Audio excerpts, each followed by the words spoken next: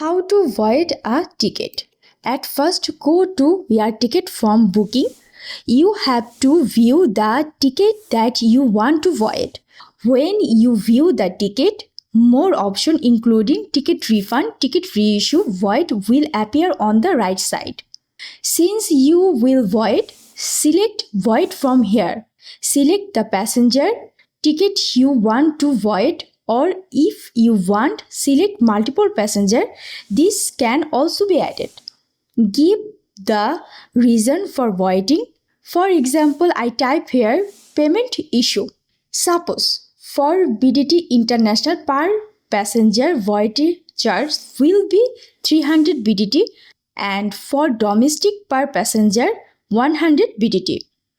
You have to accept this condition and click on the submit option. After submit, a void request will come to us and you can check it on the portal. Go to the inbox option. Your status will first be processing. When it approves the request from the admin panel, you will see the approved. If rejected, you will see rejected. Thank you.